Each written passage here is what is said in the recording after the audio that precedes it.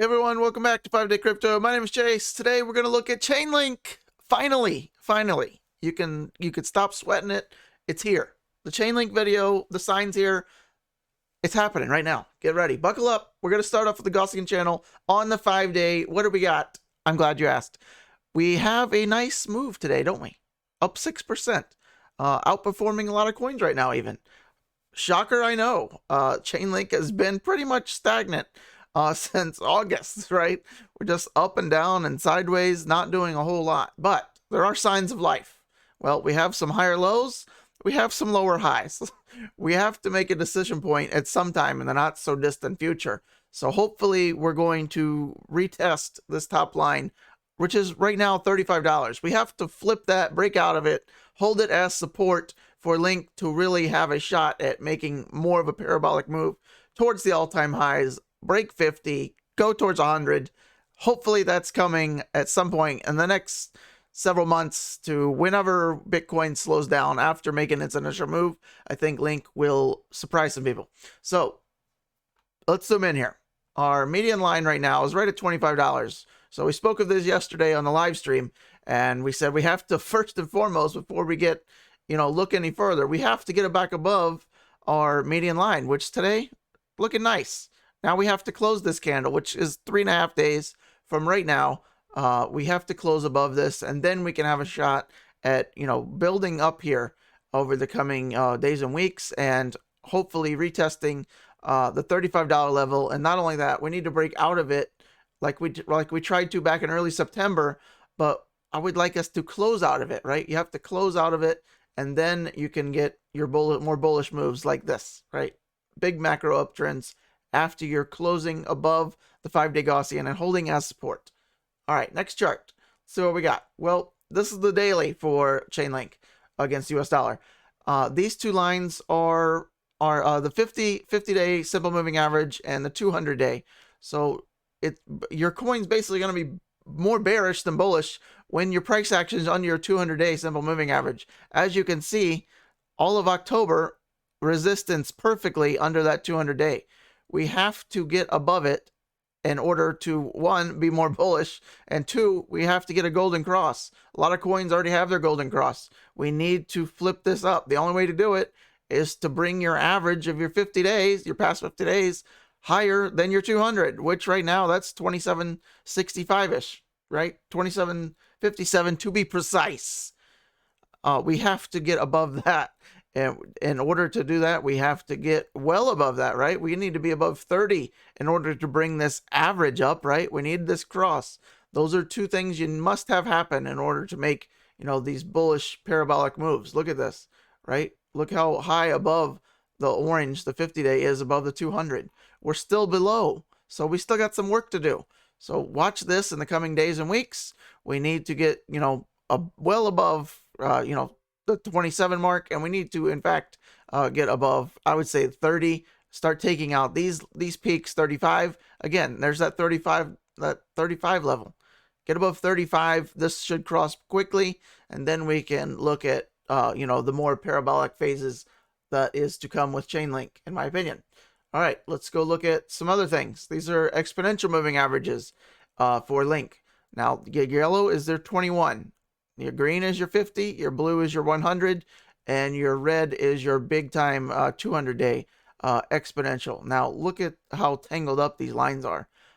So go back in Link's history, or go to any coin's history. You can use these 4 lines I like to do. When you're all tangled up like this, it's hard to do much of anything. You have to separate these in a big way, and the more separation, the more bullish the move. Look at any time that Link has done explosive moves. It's not only above all of the lines, they're all sorted out, 21, 50, 100, 200, and then, creating separation. The biggest moves happen, the more space you have inside these moves. So look where we are now. I mean, look how compact we are. So we have to get above that, and the only way to do it is to just continue up the stairs, separate out these moving average. We tried to do it. It's just been difficult. So look for that on the daily charts. Okay, let's go look at other thing. The RSI for Link on a 5-day. Look at this. So we have our high back in February of 2021. and we've been kind of downtrend, but could we have been breaking out? Well, yeah, we're making higher lows, but look at this trend, right? You could draw it like that, and you could say we broke out of it back in here in August, and we're holding it and starting to build. You could also, if you wanted to pull it out here, it's still a legit trend line. Trend lines are subjective to draw. They're not really one correct way to do it or not, but the most touch points tend to be the strongest. So we have 1, 2, 3, right? 3 touch points there. If we bring it down here, we have, about the same, really. So there's 2 touch points, 3, 4. So maybe you could even argue that that is a little bit stronger. And we, in fact, are already, reversing trend and trying to build back up again. Building our strength up. As we get up here, that is when you'll see bigger moves out of Link. Okay, next chart. This is the weekly chart. So we just looked at these exponential moving averages, right? But we were looking at them on the daily. These are on the weekly, so these are even stronger. Here's your 200 week. If you're wondering why this wasn't back here, it's because Link is too young. This is 200 week moving average. Think about that, okay? So this is our 100 week. Look at that nice support there. Have we ever hit the 100 week before? Look right here. Yes, we wicked down right to it. This time we had some candles after our big run up, right? Cooled off pretty quickly back to the 100. And now we found support there. Hopefully we can continue making higher lows on a bigger scale, and then we can get more bullish. But in order to remain super bullish, you have to get above and close above and pull away from the 21-week exponential moving average, which you can see we've had some difficulty doing. We tried to get it here, came right back the very next week. Go back and look at when Link is making big moves. It's separating and getting away from this 21 EMA. Separating, getting away. You got to get away from it. It's poison. All right, so let's see our last chart. I want to remind you the big picture for Link.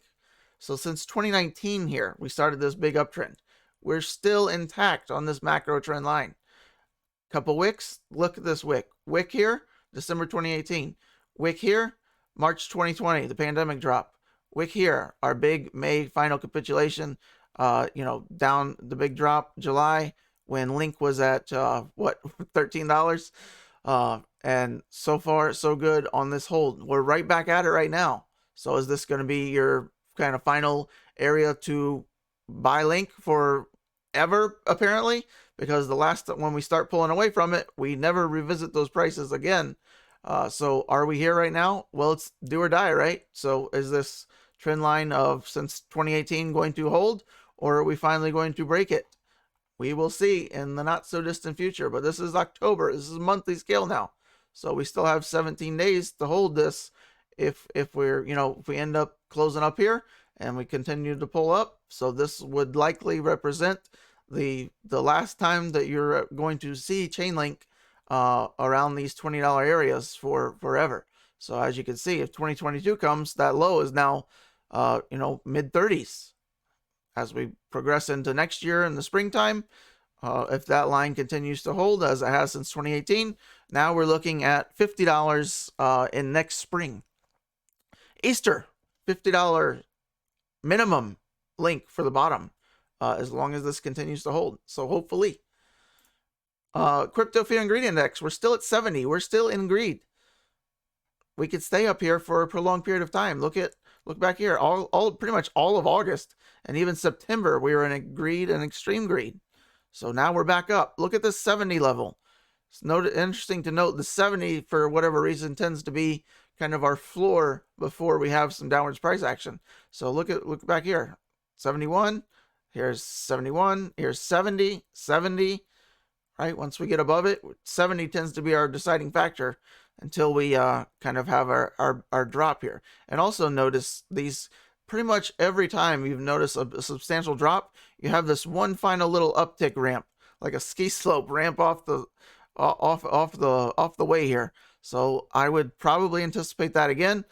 This is not just this one time. You can go back and pull this up on a year chart or go to the max, so you can see this kind of pattern play out time and time again. We don't usually just go to like a low and then just fall from the low. There's usually always like a little ramp here, and it's usually not a higher high. See the 76? Then we made a 78. So we're still holding support down here. So if we kind of make another one of these moves, I would look for it to be a little bit, 77 or a little bit less, maybe even. And then our maybe our temporary pullback, Bitcoin goes back to, low 50s, and then, build strength, something like that. That's just my opinion. So you can take that with a grain of salt if you want to. Maybe some cracked pepper. All right, quote of the day. But he that dares not grasp the thorn should never crave the rose. What does that mean? No risk, no reward. I would say that would pretty much sum it up.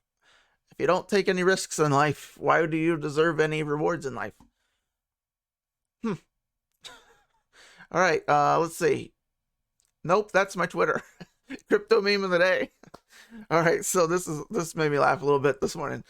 So every coin looks promising when the initial white paper is written, right? So it looks promising. Oh damn, what's this? And then, oh no. most coins are just like there for, grabs, cash grabs. So pretty hilarious. All right, car of the day. Koenigsegg CCXR. If you've never heard of that before, it's because they didn't make very many. And in fact, this one, only one on the planet Earth. I actually saw this at a show once. So this has to be the one, right? And I only know the one of one because I talked to the guy that was there. He didn't own it. It was just, I don't know if it was a Koenigsegg rep or whatever. It was about 5 years ago, so I'm not real fuzzy, but I vaguely remember the conversation. And I do vividly remember the exposed carbon CCXR, because it is an insane car. The doors open just like all Koenigsegg's do. Ridiculous. They open out and then flip up like a robot. These are nuts. I got a rear view here, but all exposed carbon, the entire car. One of one, about $5 million. Only one on planet Earth. So this has to be the one I saw, right? Pretty impressive. Koenigsegg's got some ridiculous cars. The entire car is carbon fiber and exposed. I can't tell you how difficult that would be to do. But everything has to be perfect. No deflaws, no flaws at all. So that's pretty expensive to do. Time consuming, to say the least. Koenigsegg CCXR. Older one, but they've got a lot of newer ones, but maybe you've never heard of this one. Maybe you've never heard of Koenigsegg, period. And then you're probably not a car person. So obviously we like cars. I don't have any Koenigsegg's yet. I need to get one, but all the models are $500 to $1,000, so I'll get one at some point. But the cost of ownership right now is the opportunity costs. Everything's going to crypto now. Okay, there's not a whole lot of buys going on anything except for crypto. All right, hopefully you're the same way. Stop spending your money on anything but crypto. All right, hopefully the next leg up is upon us, and we're all going to be well off in the not so distant future. Give us a thumbs up if you haven't already. Forget to always ask for that shit. Follow us on Twitter, Telegram, Patreon. Hopefully you liked the video. Hope you learned something. Hopefully Link gets its head out of its butt and starts performing to the value that it should be, which is infinite money. Have a good one. I'll see you on the next one. Take care. Goodbye.